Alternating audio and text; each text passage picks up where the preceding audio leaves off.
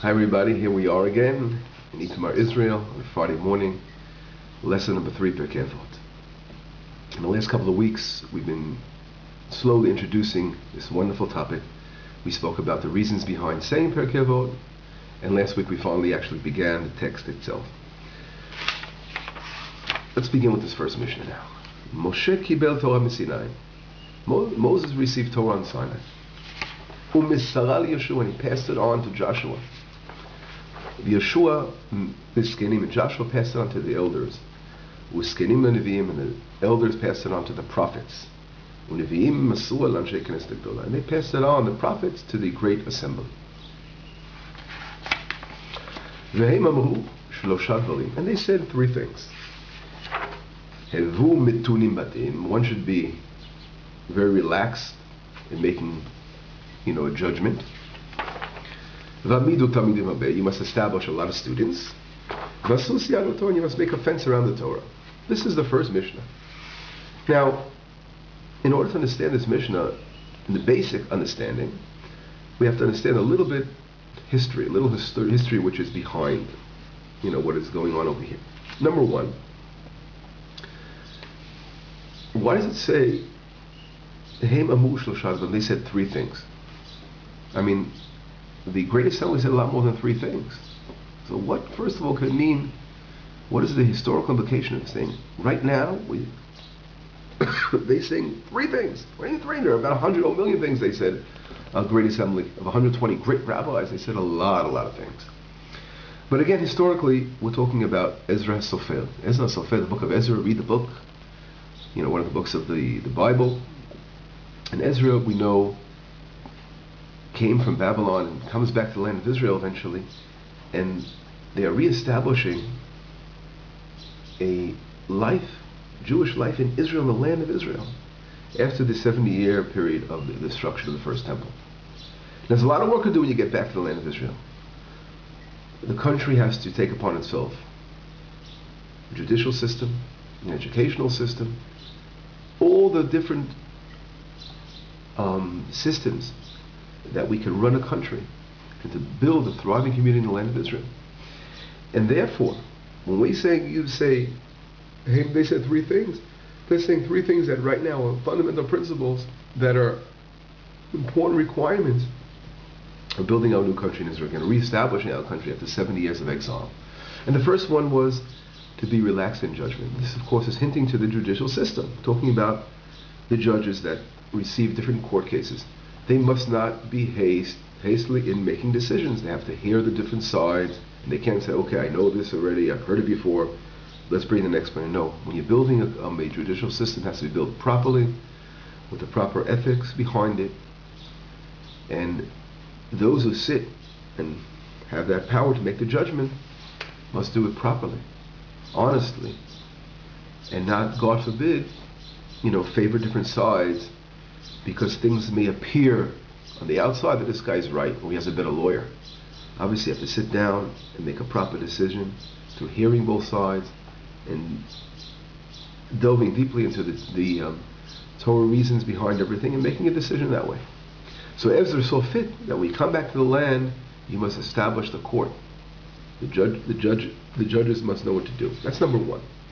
Number 2, you must establish, schools. I mean, if you have to have a lot of students, you must have schools for that. A big school system. A way of teaching as many people as you can Torah. Torah is not meant for the, for the small little group here. That's right, a little elite group. Oh no, I'm going to teach only you guys Torah. No, the Torah is the light of God in this world. And we must get to as many people as we can, and everyone has to hear the light of the Torah. When you're building the land of Israel, it must be built on that principle, teaching as many students as you can Torah. That's number 2. Number 3, v'asus yad Torah. You must make a fence around the Torah. The Torah, for example, must be protected. Now this is the power, where the Torah itself says you must not move left or right from what the rabbis, teach you. Now what does that mean? In the time of Ezra, unfortunately, we learned about terrible things that were going on. People were very assimilated. And Ezra wanted to preserve the Torah. So God forbid people not disgrace the Sabbath, etc. And therefore, for example, on the Sabbath, it says in the Torah you must keep the Sabbath and honor the Sabbath, right? And you will not do any work on the Sabbath. So there are 39, we know, 39 different kinds of work, labor that you're not allowed to do on Shabbat. Let's take an example. For example, you're not allowed to build on Shabbat. You're not allowed to cook on Shabbat, make a fire, things like that, etc. So the rabbis, for example, enacted a law called muktzah. What does muktzah mean? They would say certain tools that they are used to do actions that are prohibited on Shabbat. For example, a hammer, which is used to build. They said you can't touch it on Shabbat, because why can't you touch it? There's really no Torah law that says you can't touch a hammer on Shabbat. But the rabbis said, no, you can't touch this hammer. Why? Because if you touch the hammer, God forbid, you're going to become going over to transgressing a Torah law by using this hammer to build something. You'll actually take a nail, fix something. So therefore, leave the hammer alone. The hammer is meant to use during the week when you're building, but on the Sabbath, you will not touch that hammer.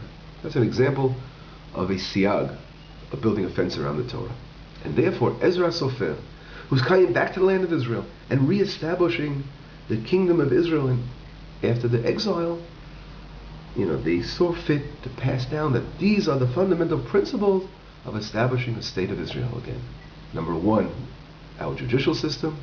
Number two, our educational system.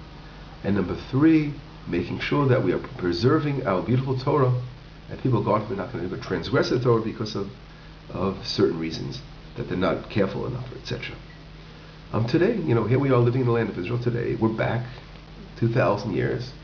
Israel returned after a long exile, and now we're rebuilding our land again. It's like here we are again in the times of Ezra. We have a lot of things to face today in our country as we build the land of Israel. And the same things apply. I think today we have to think about our judicial system in Israel. Unfortunately today, we know we have a lot of work to do on bettering our judicial system. The Torah, the Torah is meant, the Torah way, a beautiful Torah has answers to all the questions as far as how to build a proper judicial system. Unfortunately in Israel today, it's not there yet. Those who are in charge of the judicial system are really not practicing Torah law. And that eventually will change. As Israel gets stronger in the light of Hashem and people get closer to God, eventually, our government and judicial system will be governed by the Torah itself. And that we know is going to happen. The question is when and how. It will happen by the more students that we make, the more light of the Torah we spread out, eventually we're going to reach this wonderful, wonderful blessing of our making beautiful judicial system in Israel. And that's what we have to focus on. Strengthening our Torah education. The more we strengthen our Torah education, the more we'll strengthen our country, and then eventually we'll reach to our wonderful building of our temple in the land of Israel. It's been a great pleasure to be with you all again. Let's meet again next week. Shabbat Shalom, and we'll be in touch. Bye-bye.